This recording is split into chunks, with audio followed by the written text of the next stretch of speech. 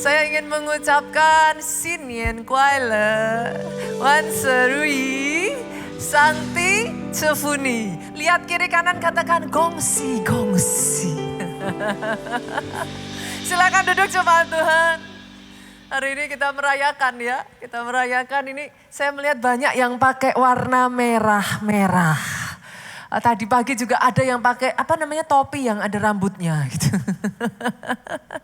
Ini bagian yang terakhir dari seri firman Tuhan di bulan Februari, saudaraku. The Financial Wonder. Dan pada bagian yang terakhir ini saya akan menyampaikan satu pesan firman yang berjudul Siklus Berkat Tiada Henti.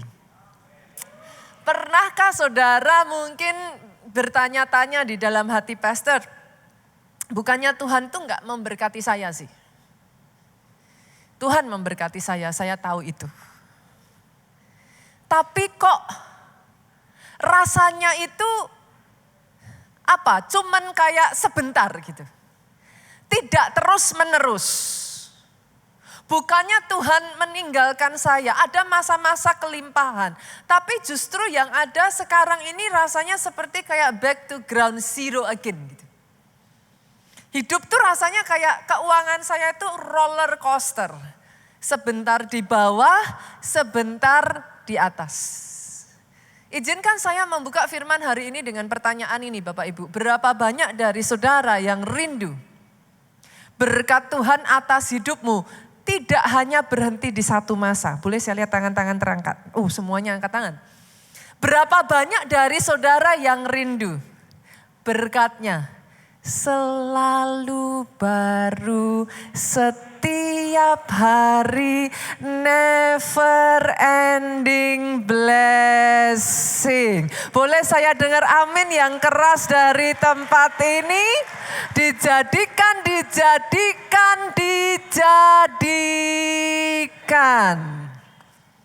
Itulah yang namanya siklus berkat tiada henti. Seringkali saudaraku yang jadi masalah bukan Tuhan tidak memberkati loh. Berapa banyak dari saudara yang setuju dan sepakat dengan saya? Yes, he does bless. Dia memberkati. Fakta bahwa kita ada hari ini berkat Tuhan atas kehidupan kita. Tapi seringkali yang jadi masalah Pak, kita nggak ngerti yang namanya siklus berkat. Akhirnya hanya berhenti pada satu momen berkat Bu. Satu masa keberkatan, tapi nggak sampai jadi siklus. Hari ini boleh nggak Pak? Saya tarik dulu, kita lihat apa sih yang disebut sebagai siklus ini. Siklus Pak, basically adalah satu pola yang terus berulang. Membentuk cycle. Karena dia terus berulang Bapak Ibu. Ketika sesuatu dimulai, dia berjalan, sampai akhirnya dia selesai, lalu kembali ke titik awal lagi dan berulang lagi. Itulah siklus. Saya kasih contoh mungkin yang biar gampang ya Bapak Ibu. Pernah nggak dengar tentang namanya siklus air? Mudah ya kalau siklus air ya. Dari sungai, dari laut, dari danau, bahkan dari tanah, tempat di mana air berkumpul, saudaraku, air ini terkena sinar matahari. Ketika dia terkena sinar matahari, apa yang terjadi? Air itu menguap. Dia menguap naik ke atas, saudaraku, naik ke atmosfer, lalu kemudian karena terkena udara, saudara, terjadilah kondensasi, pendinginan. Uap air itu kemudian menjadi titik-titik air yang berkumpul. Titik-titik air yang berkumpul membentuk awan Bapak Ibu. Sampai akhirnya titik airnya semakin berat Pak. Maka awan itu meneteskan air kembali ke bumi dalam bentuk apa? Hujan. Siklus ini terus berputar dan siklus inilah yang mempertahankan ketersediaan air tetap ada di muka bumi ini. Bisa kebayang enggak Pak? Kalau siklus ini berhenti, ada satu masa hujan lebat, tapi enggak ada yang naik. Akhirnya saudaraku enggak ada yang turun lagi. Apa yang terjadi? Masa kemarau, kekeringan saudaraku yang sangat panjang. Dengan kata lain, boleh enggak saya mengatakan yang mempertahankan bumi kita ini ada sebagaimana bumi kita ada sampai detik hari ini.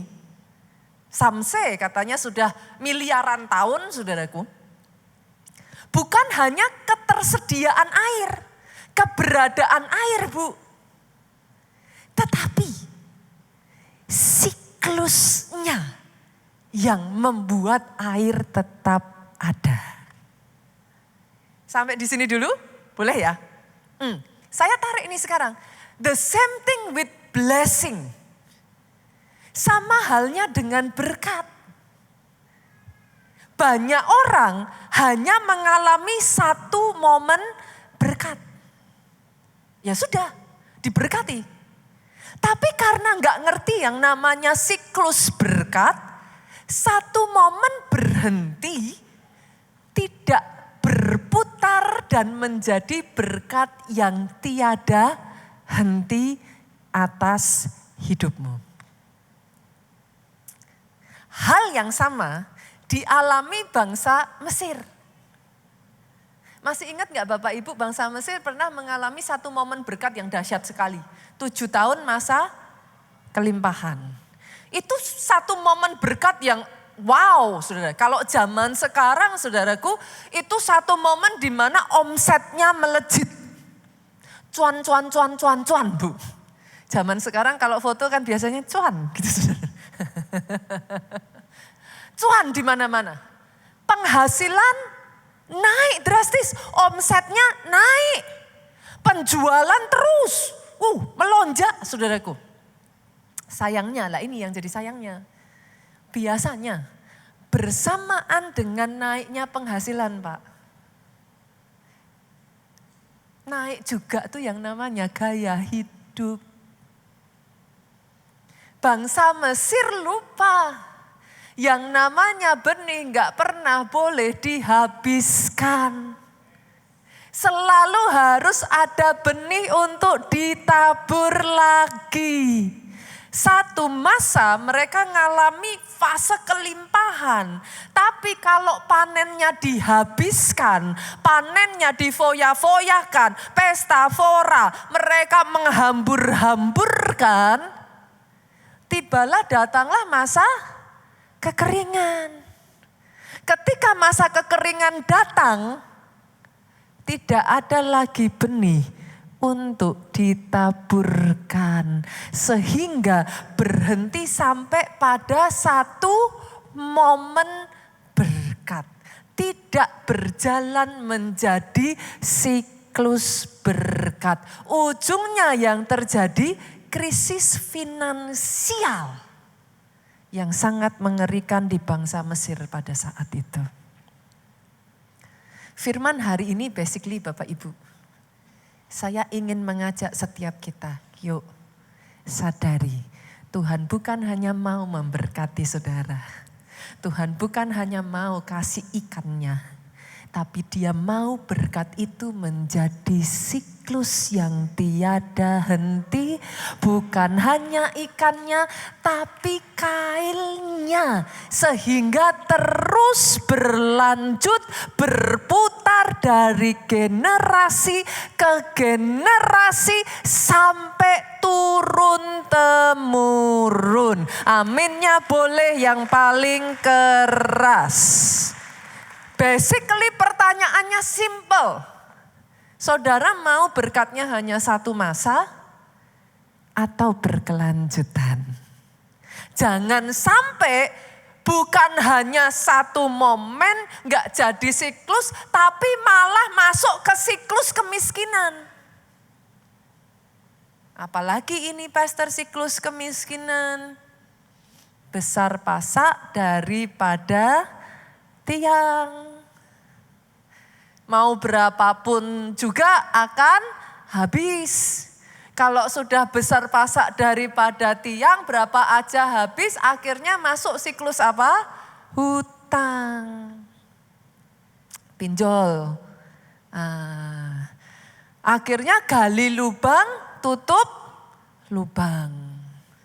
Yang lebih parah lagi saudaraku, membayar hutang dengan mengambil hutang baru.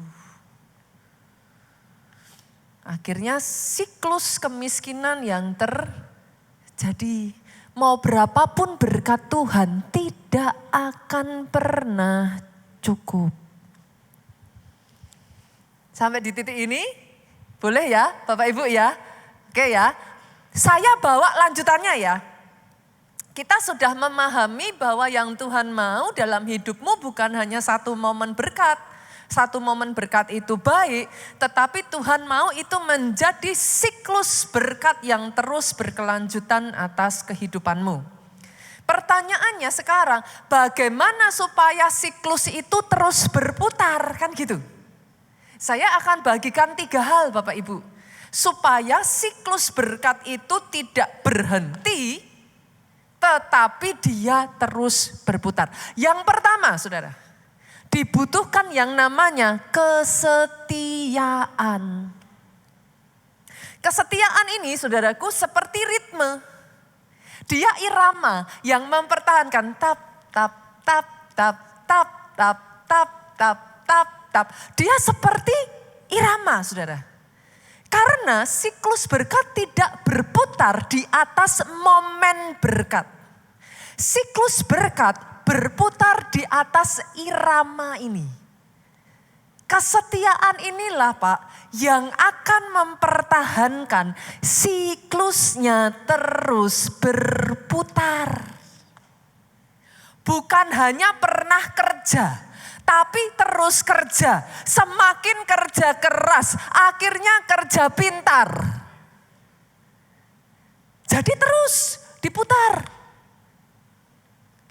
Bukan hanya pernah menabur. Menabur, menuai, menabur lagi. Menuai lagi, menabur lagi. Bukan cuma menerima, tapi harus memberi. Menerima lagi, memberi lagi. Diberkati untuk jadi berkat. Sehingga dia berputar. Itu sebabnya firman Tuhan mengatakan, kita buka yuk Kejadian pasalnya yang ke-8 ayatnya yang ke-22. Selama bumi masih ada, tak akan berhenti-berhenti musim menabur dan menuai. Dingin dan panas, kemarau dan hujan, siang dan malam, selama bumi masih ada. Kata kuncinya bukan menabur dan menuai. No, kata kuncinya tak akan berhenti-hentinya musim menabur dan menuai. Itu sebabnya harus terus menabur, harus terus menuai, lalu menabur lagi. Galatia 6 ayatnya yang ke-9 mengatakan, janganlah kita jemu-jemu berbuat baik, karena apabila sudah datang waktunya kita akan menuai jika kita tidak menjadi lemah. Masalah banyak orang ya saudaraku, bukan pada enggak menaburnya. Masalah banyak orang, apakah engkau cukup kuat karena dari masa engkau menabur sampai engkau menuai ada jeda masa di mana engkau tidak melihat apa-apa. Ini yang jadi masalah saudara. Itu sebabnya Alkitab katakan jangan jemu-jemu berbuat baik. Ini berlaku untuk semua hal, saudaraku. Saya itu pernah ada di satu titik terendah dalam hidup saya ketika saya mendidik anak saya, saudara. Ada satu titik itu saya itu sudah benar-benar jujur hampir menyerah, saudaraku. Karena tidak peduli apapun yang saya lakukan tuh kayaknya nggak ada hasilnya gitu. Saya kerasin nggak bisa, saya lunak juga nggak bisa, saya pakai disiplin kok rasanya mentok. Apa mentok? Kayak membentur tembok, saudaraku. Saya pakai kasih kok rasanya juga nggak bisa. Saya tuh sudah hampir menyerah, saudara. Di titik itulah saya datang di hadapan Tuhan dan saya berseru, Lord, I don't know what to do. Saya dapat ayat ini. Nita, selama bumi masih ada, tidak akan ada henti-hentinya musim menabur menuai. Bagianmu terus tabur kasih. Bagianmu terus didik anakmu. Bagianmu terus peluk, terus tuntun, terus arahkan. Percaya bagianku. Belajar, serahkan bagianku. Kalau kita tidak jemu-jemu dan menjadi lelah, akan tiba waktunya musim menuai itu datang atas hidupmu. Saya berdoa ya Bapak Ibu. Oh kalau mau tepuk tangan yang paling meriah. Saya berdoa ya, orang tua di tempat ini tidak henti-hentinya terus berjuang. Kadangkala yang jadi tricky Bapak Ibu, kita nggak ngelihat in between ini loh. Dari engkau menabur sampai engkau menuai. Hasil tidak seperti yang engkau harapkan. Berapa banyak akhirnya orang tidak sabar saudaraku menunggu. Nabur di perusahaannya, di usahanya, di bisnisnya. Nabur. Tapi karena nggak tekun saudaraku. Karena nggak sabar. Akhirnya dari bisnis ini belum berhasil pindah bisnis ini. Belum berhasil lagi pindah bisnis ini. Pindah bisnis ini. Gak pernah melihat tuaian. Jadi ternyata kesabaran dibutuhkan untuk menopang ketekunan, kesetiaan. Itu sebabnya saudara, kita buka lagi ya ayatnya ya. Ibrani pasalnya yang ke-10 ayatnya yang ke-36. Sebab kamu memerlukan ketekunan supaya sesudah kamu melakukan kehendak Allah, kamu memperoleh apa yang dijanjikan itu. Ini ayat tricky Bapak Ibu. Ini ayat buat saya, wow. Berdasarkan ayat ini, boleh nggak saya ngomong gini? Bahkan setelah saudara melakukan kehendak Tuhan, engkau bisa tidak memperoleh janji Tuhan. Tricky kan ayat ini? Banyak orang berpikir, Pastor kalau saya taat, Pastor kalau saya melakukan apa yang disuruh Tuhan, maka saya akan terima janji. Based upon berdasarkan ayat ini, belum tentu saudara. Ngeri ya? Engkau bisa sudah taat, engkau bisa sudah melakukan, tapi nggak dapat. Kata kuncinya di mana? Sebab kamu memerlukan ketekunan.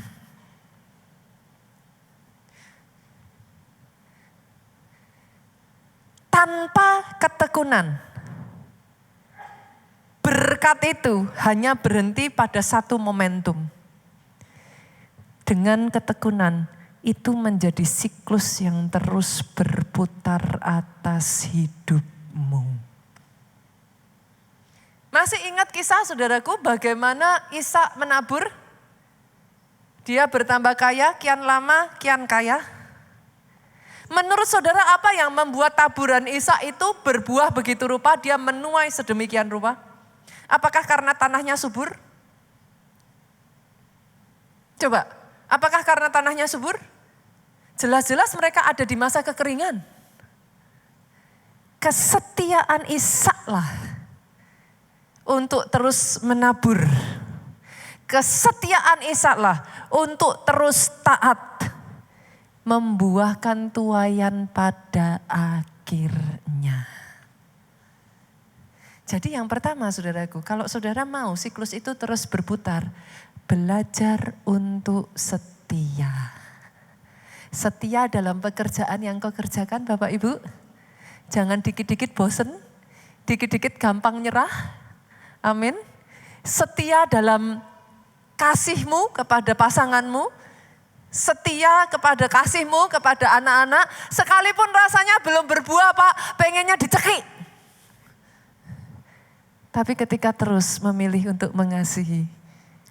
Saya tuh takjub saudaraku karena di momen ulang tahun saya kemarin, saya dibuatkan satu video saudaraku.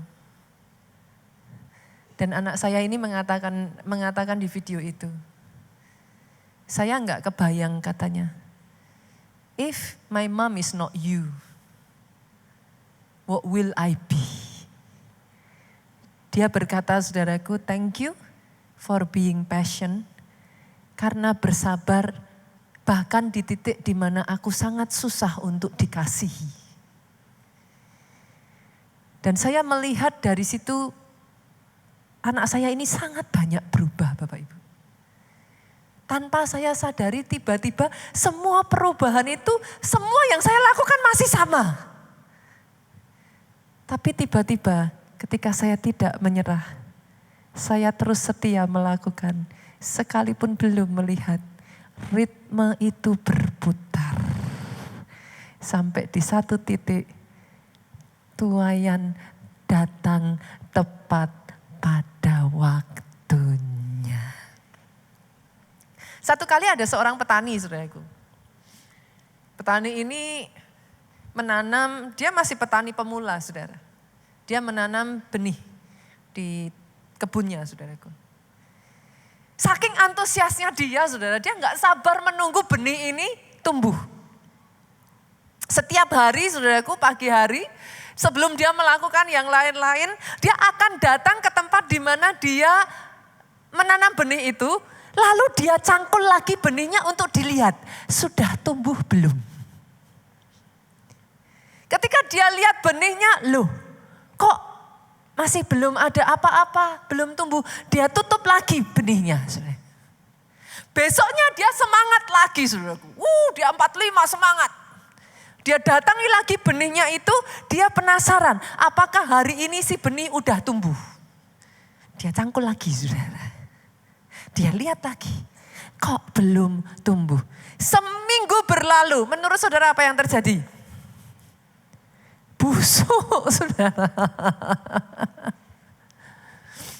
Kadangkala dibutuhkan yang namanya iman untuk mempercayakan di dalam tanah yang tidak terlihat itu, apa yang kau taburkan berbuah, tumbuh, naik ke atas dan akhirnya menjadi tuaian dalam hidupmu. Banyak orang bukan tidak menuai karena belum menabur, tetapi kurang sabar menunggu tuaiannya muncul tepat pada waktunya. Yang pertama boleh ya Bapak Ibu ya, kesetiaan. Itu dia jadi ritmenya. Yang kedua saudara, pengelolaan. Kalau saudara mau satu momentum berkat ini berubah menjadi siklus berkat, yang kedua butuh pengelolaan. Saya tanya ya Bapak Ibu ya, kira-kira kalau hari ini juga, di tahun ini, Tuhan mengatakan kepada saudara, Tuhan mau berkati saudara 2 kali lipat ganda. Yang amin sedikit. Hah? Yang amin kok gak banyak? Semua orang maunya diberkati. Semua orang maunya kelimpahan. Pertanyaan saya, kalau Tuhan berkati engkau 2 kali lipat, punya kapasitasnya enggak untuk mengelola berkat itu? Loh, enggak banyak loh Pak. Karena banyak orang hanya mikirnya diberkati. Pengelolaan itu memungkinkan saudara menampung berkat itu dan mendistribusikannya lagi. Itu pengelolaan. Karena tanpa pengelolaan, berkat hanya berhenti satu momen. Berkat hanya jadi beban. Tanpa manajemen yang baik, saudara boleh punya aset banyak, itu aset jadi beban. Kalau tidak ada pengelolaan. Memangnya kenapa kalau punya tanah terus? Memangnya kenapa kalau punya ini? Kalau enggak dikelola, punya rumah Pak. Kalau enggak dikelola, Bapak Ibu, halo? Pernah enggak ngalami rumah yang tidak ditinggali? Justru banyak rusaknya. Akhirnya keluar biaya upon biaya, biaya cost upon cost. Jadi beban. Tanpa manajemen yang baik, blessing bisa menjadi beban. Dibutuhkan pengelolaan, saudaraku. Dan jangan meremehkan pengelolaan. Contoh di dalam Alkitab ya saudaraku, ini di dalam Alkitab kita itu banyak sekali yang namanya financial wise saudara. Masih ingat kisah 1, 2, dan 5 talenta? 2 talenta dikelola sehingga jadi 4. 5 talenta dikelola sehingga jadi 10. Berarti pengelolaan yang baik menghasilkan multiplikasi. Sedangkan yang 1 talenta dikasih berkat Tuhan enggak? Loh dikasih. Tanpa pengelolaan apa yang terjadi? Diambil sama Tuhan. Kita lihat aja ya ayatnya ya, kita buka ya. Kok wajah-wajahnya kayak agak gimana gitu saudara. Yuk kita buka Matius 25 ayat 21. Maka kata tuannya itu kepadanya, baik sekali perbuatanmu itu, hai hambaku yang baik dan setia. Nah berarti sudah setia tadi ya. Poin nomor 1 ya sudah. Engkau telah setia dalam perkara kecil. Jadi waktu dikasih kecil, saudara setia. Ritmenya terus diputarkan. Terus, gak berhenti. Tapi apakah berhenti di situ? No, kalau engkau setia dari yang kecil, next yang Tuhan berikan, aku akan memberikan kepadamu tanggung jawab dalam perkara yang besar. Itulah yang namanya pengelolaan. Basically, saudaraku, di dalam pengelolaan ini, saudara bisa membagi satu dengan yang lainnya, semuanya di dalam pengelolaan, itu benihnya enggak hanya dihabiskan, Pak. Enggak boleh hanya dipakai terus. Itu yang dilakukan oleh Yusuf, saudaraku. Kita buka ya. Kejadian pasalnya yang ke-41, saudara. Ayatnya yang ke-34 sampai 36. Bersamaan dengan berkat besar, butuh sistem berkat yang besar juga. Bangsa Mesir sama-sama mengalami kelimpahan, habis. Yusuf beda. Dia mengalami kelimpahan, tapi apa yang Yusuf lakukan? Baiklah juga tuanku Firaun berbuat begini. Yakni menempatkan penilik-penilik atas negeri ini. Dibagi saudaraku, di setting sistemnya. Dan dalam ke-7 tahun kelimpahan itu, memungut 1/5 dari hasil tanah Mesir. Jangan dihabisin. Ada yang diambil benihnya. Mereka harus mengumpulkan segala bahan makanan dalam tahun-tahun baik yang akan datang ini. Dan di bawah kuasa tuanku Firaun menimbun gandum di kota-kota sebagai bahan makanan serta menyimpannya. Ada simpanan juga. Demikian segala bahan makanan itu menjadi persediaan untuk negeri ini dalam ke-7 tahun kelaparan yang akan terjadi di tanah Mesir, supaya negeri ini jangan binasa karena kelaparan. Satu kali saudaraku, Tuhan menuangkan berkat-Nya ke dalam sebuah bejana. Manusia melihat bagaimana Tuhan menuangkan berkat-Nya di dalam bejana itu. Lucunya saudara, Tuhan tuh gak berhenti-berhentinya menuang berkat, Bapak Ibu. Tapi manusia ini terus-menerus datang kepada Tuhan dan berkata, Tuhan, kok gak pernah penuh? Bejananya kok kosong terus? Tapi dia melihat Tuhan itu terus menuangkan berkat. Apa yang terjadi Bapak Ibu? Bejananya retak. Seringkali bukan Tuhannya enggak menuangkan berkat. Tapi pastikan bejananya jangan retak. Retaknya di mana, Pastor? Bisakah jadi itu pemborosan? Pengeluaran yang impulsif? Buy. Lagi tren, lagi viral. Beli. Tapi setelah waktu berjalan nggak kepake. Karena viral aja. Semua orang ini jadi ikut-ikutan. Impulsif buying. Itu sebabnya saudaraku ada 4 pilar yang saya mau bagikan buat saudara. Ini nasihat keuangan dari Alkitab saudaraku. 4 kunci money management Alkitabiah. Yang pertama, pastikan saudara menabur. Kalau enggak nabur, enggak ada tuayan. Itu hukum ya Bapak Ibu. Menabur maka menuai. Menabur sedikit menuai sedikit. Menabur banyak menuai banyak. Ini berlaku untuk apa Pastor? Yang pertama, pastikan engkau memberikan persepuluhan kepada Tuhan. Itu nomor 1, 2 minggu lalu kita sudah belajar. Tapi setelah itu apakah cukup sampai di situ? No, gak cukup. Tabur di kebun dan ladangmu. Apa itu Pastor? Apa yang jadi pekerjaan saudara?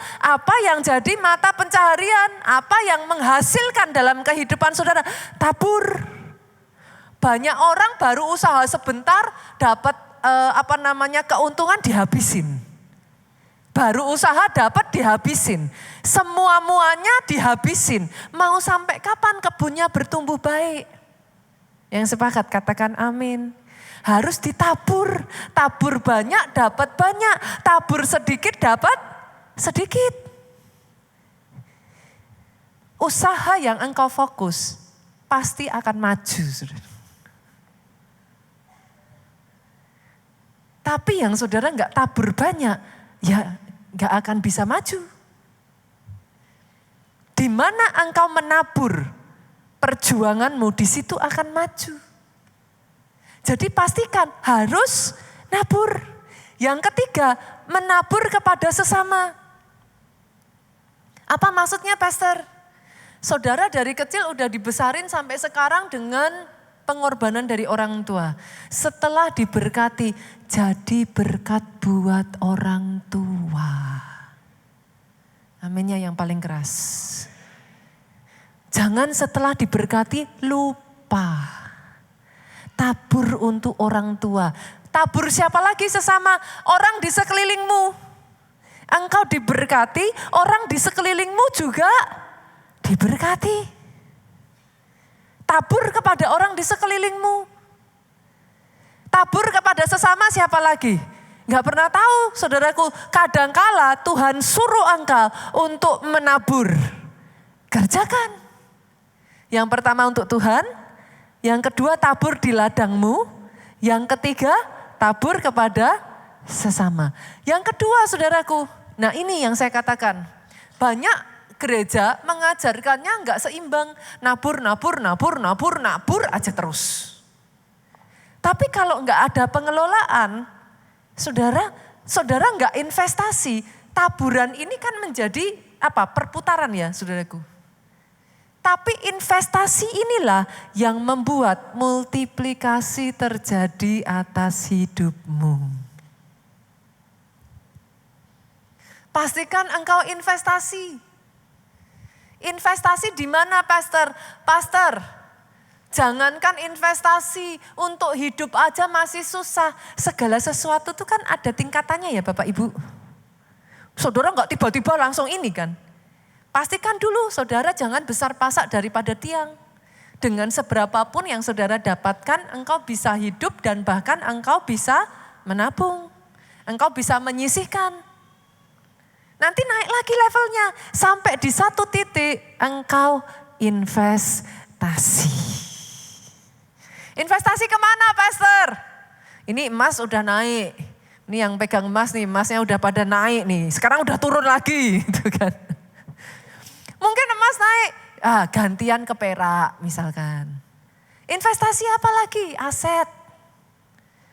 Bisa saudaraku, investasi apa lagi Pastor? Segala sesuatu yang nantinya menghasilkan usaha yang bisa berputar, bukan bergantung pada saudara. Jadi uangnya bisa kerja sendiri saudaraku. Investasi. Yang ketiga, nah ini kok dicantumkan di sini kenapa Pastor? Konsumsi. Ada di sini yang bisa hidup tanpa makan? Berarti konsumsi penting dong. Harus dicantumkan enggak? Loh harus. Kenapa saudara? Sama-sama konsumsi, boleh enggak sih dipastikan konsumsinya yang benar? Sama-sama makan, makannya yang sehat. Loh karena harus ada konsumsi. Saudara enggak bisa hidup tanpa konsumsi. Boleh enggak konsumsinya jangan dihambur-hamburkan Pak? Ini saya harusnya bilang bukan Pak ya, biasanya gini ibu-ibu ya. Konsumsinya yang benar.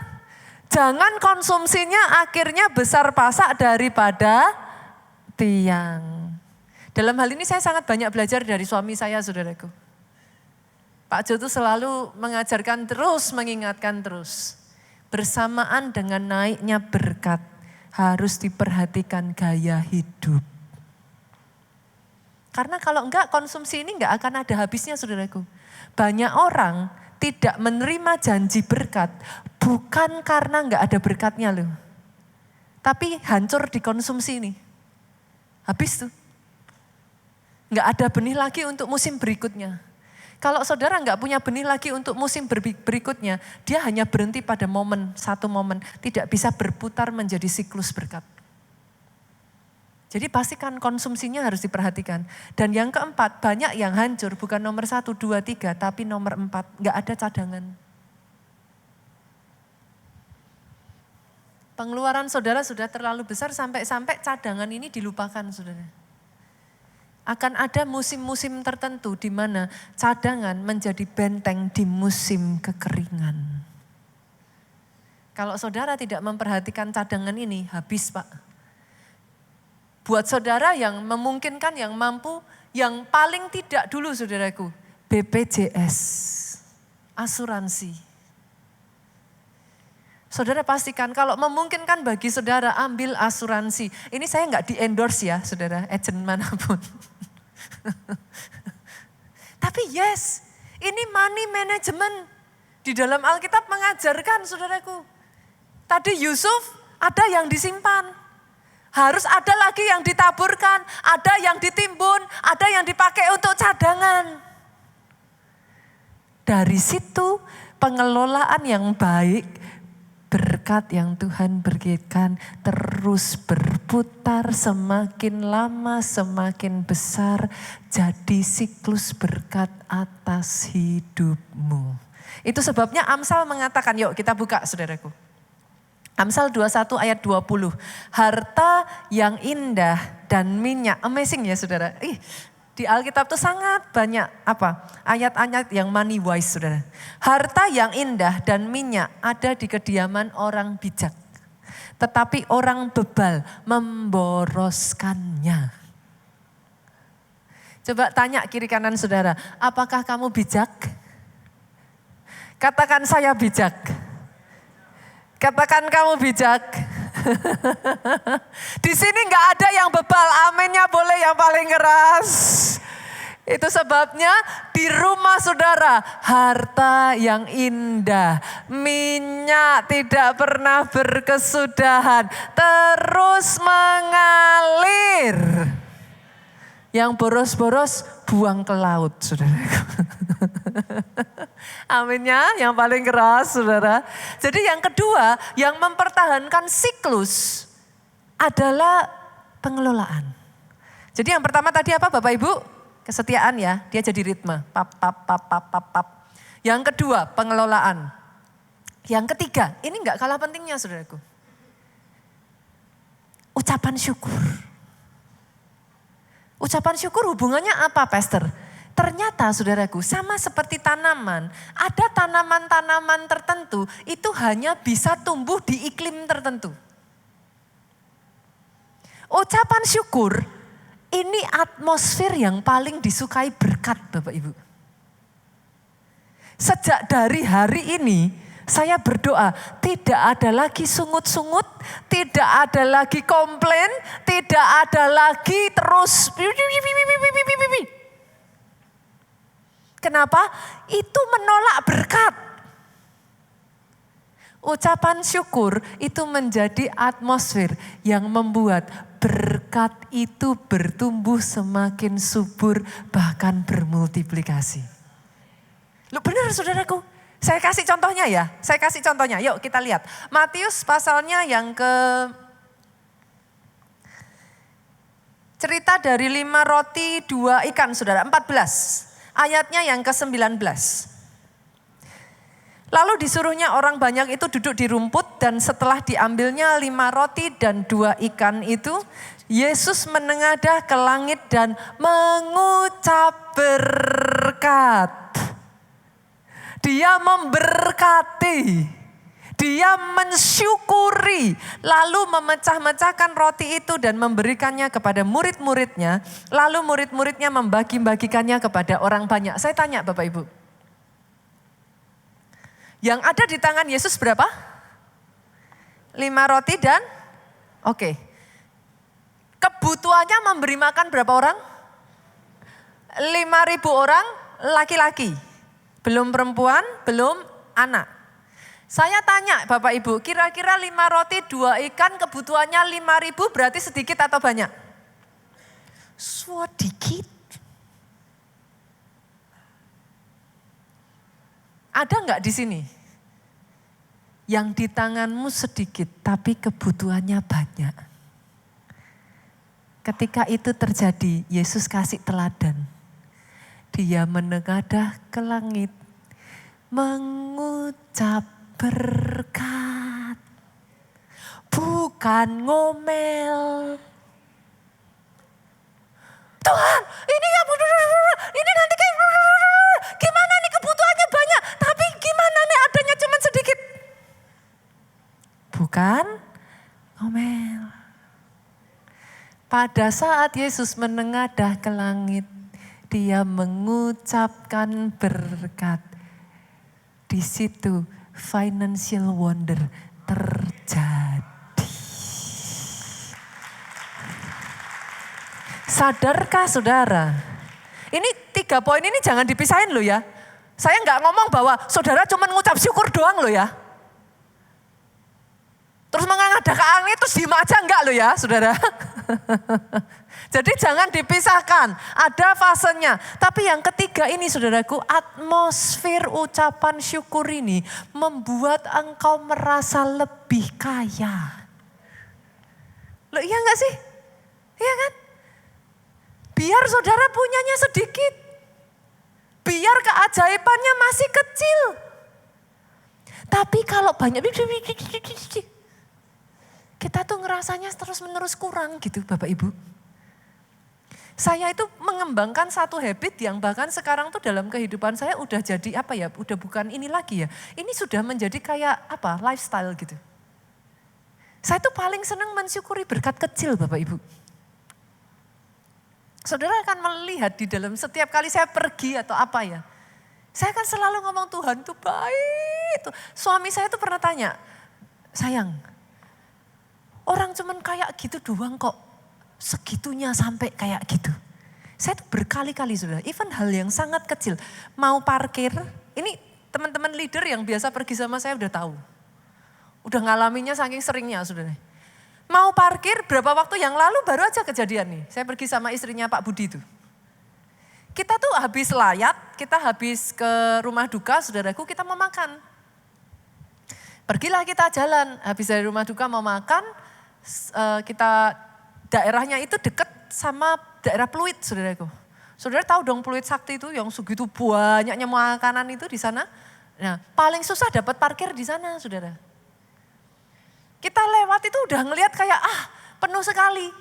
Cuman ngomongnya simpel, Tuhan butuh parkir, terima kasih Tuhan.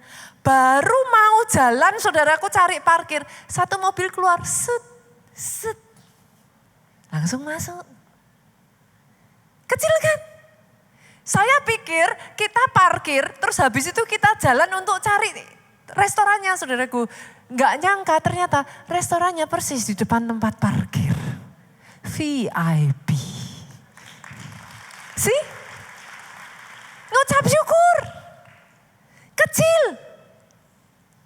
Tapi dari yang kecil, terus ada ucapan syukur. Saudara ngerasa nggak sih di dalam kehidupanmu, Tuhan itu baiknya minta ampun gitu. Ada orang-orang yang udah diberkati besar aja, masih sungut-sungut. Tahukah saudara, ucapan syukur melindungi saudara dari dua hal. Satu, ucapan syukur melindungi saudara dari kesombongan. Loh, tanpa saudara sadar mengucap syukur kepada siapa? Tuhan kan? Berarti mengakui dong, bukan kuat, bukan gagah, tapi dari Tuhan. Ketika saudara mengucap syukur, sesungguhnya engkau sedang menghindari kesombongan. Saudara mengakui berkat ini asalnya dari Tuhan. Tapi at the same time, yang kedua, ucapan syukur melindungi kita dari keluhan. Kita jadi nggak mengeluh.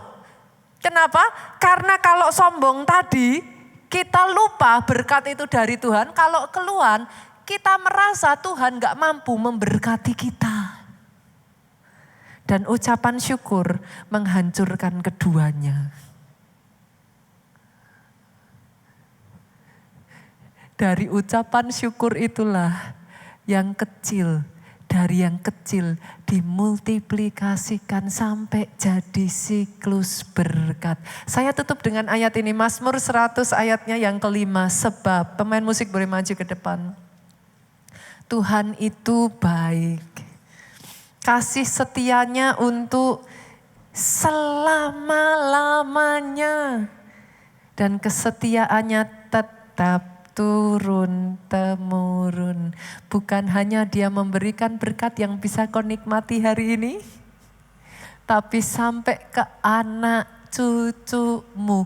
Turun-temurun. Aminnya boleh yang paling keras. Bangkit berdiri jemaat Tuhan. Katakan sama-sama yuk. Aku ada saat ini. Kita ucap syukur yuk. Semuanya karena kasih-Mu. Aku hidup hari ini.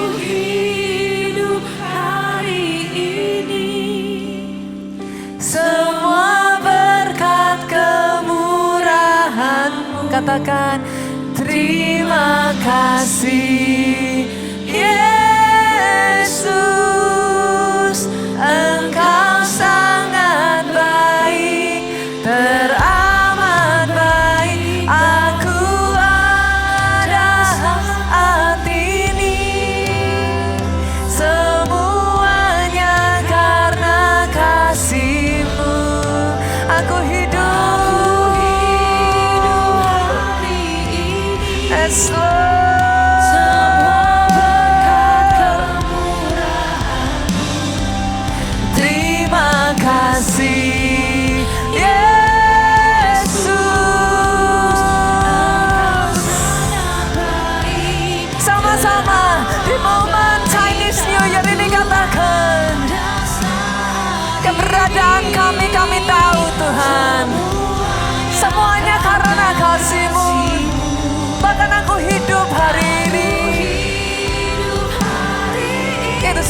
karena berkat kemurahan-Mu. Yes Lord,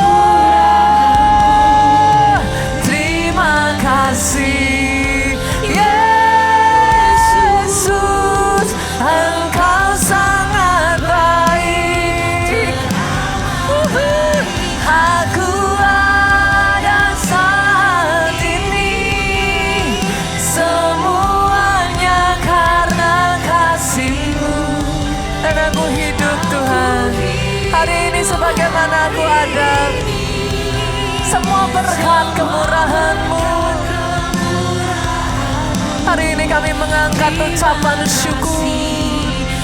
Thank you, thank you, thank you, thank you Lord. Terima kasih Yesus, Engkau sangat baik, teramat baik. Terima kasih Yesus, Engkau sangat baik, teramat baik bagiku.